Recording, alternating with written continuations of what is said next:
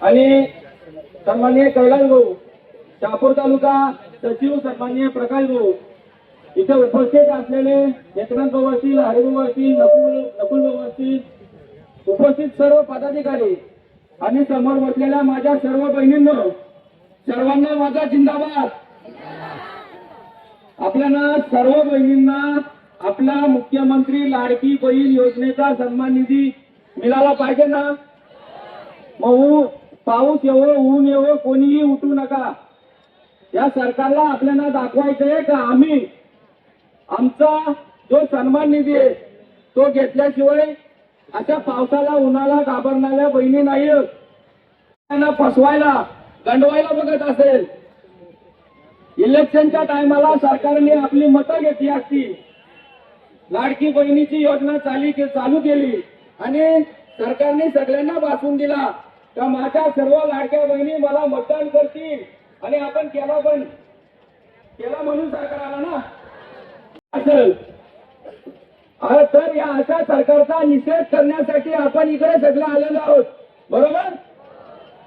मग या अशा सरकार वेळोवेळी जर आमच्या महिलांना आमच्या बहिणींना फसवीत असेल, त्यांना एक आशा दाखवतो की तुम्हाला 1500 रुपये तुमच्या अकाउंटला येतील. तुमची ज्या छोट्या छोट्या अडचणी असतील गरिबाच्या आदिवासी माणसाच्या, तिच्या मुलाला शिक्षणासाठी त्या पैसे उपयोगी पडत होते, साखर चहाला पडत होते, पण थोडीशी सवय लावली यांनी आणि काढून घेतले. सांगितला केवायसी करा. पण गरीब ज्यांना माहिती नाही, ज्या अडाणी महिला आहेत त्यांनी केवायसी केली. काही त्यांना माहिती झाल्याने केवायसी काय भानगडे.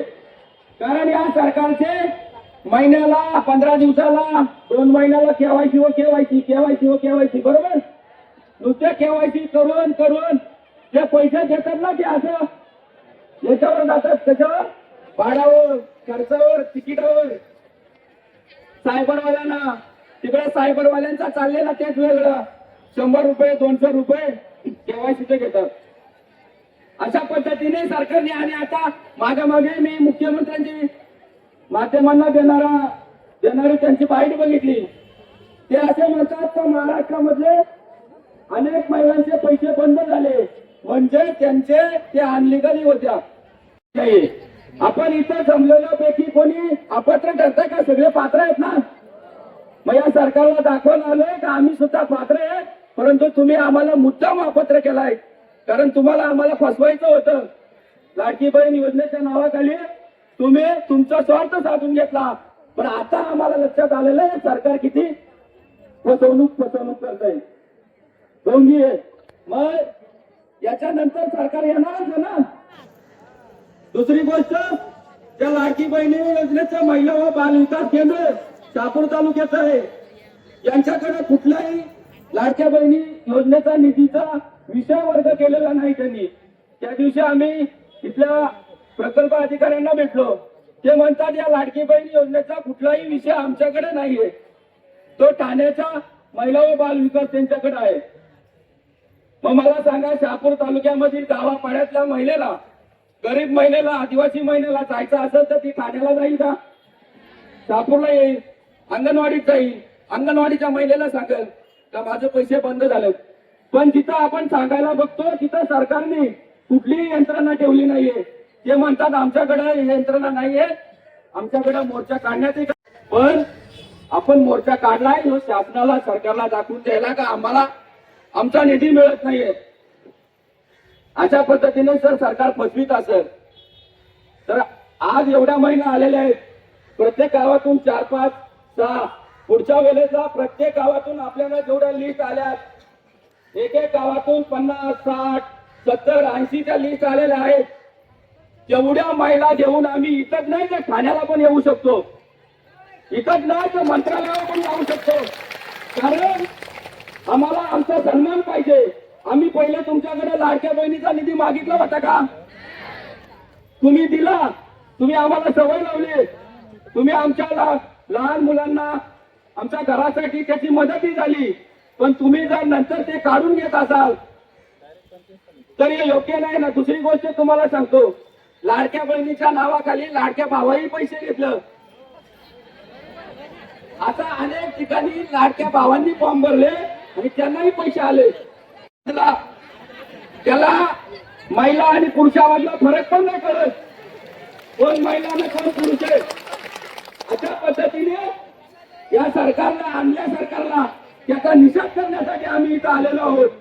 आणि आज एवढ्या संख्येने आलेलो आहोत, याच्या डबल टिबल 5-5 संख्येने इथंही येऊन, ठाण्यालाही येऊ आणि मंत्रालयातही जायची ताकद आहे.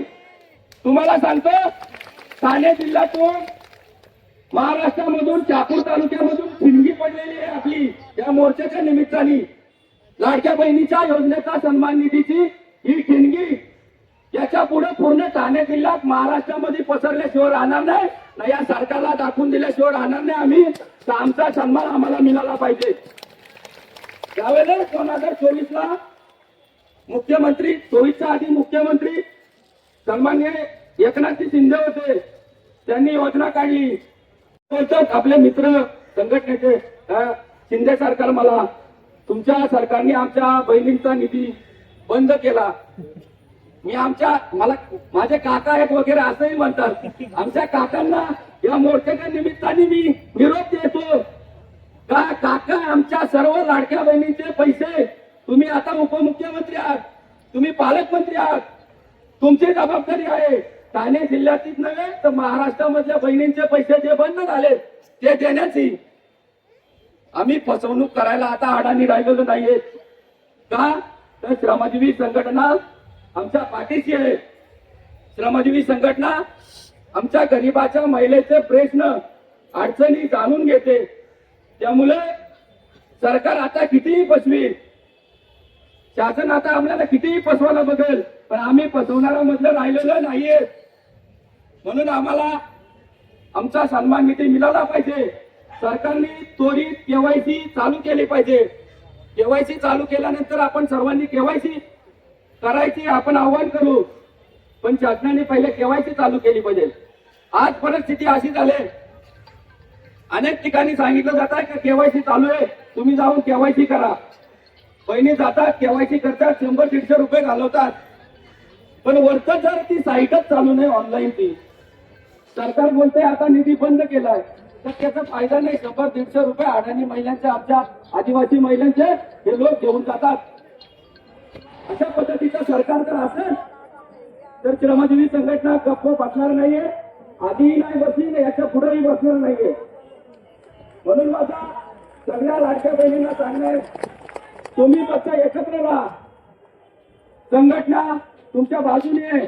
तुम्हाला जेव्हा जेव्हा गरज पडेल, मग ती लाडकी बहिणीची असू दे, तुमची कुठली समस्या असू दे, तुमच्या काही अडचणी असू दे, तुम्हाला सन्मानाने जगण्यासाठी श्रमजीवी संघटना तुमच्या जोडीने आहे, तुमच्या बाजूने आहे. आपल्याकडे आपल्या संघटनेचे कार्यकर्ते, पदाधिकारी भरपूर बोलणारे, आपल्याला त्यांचं मार्गदर्शन ऐकायचे. म्हणून मी इथे थांबतो.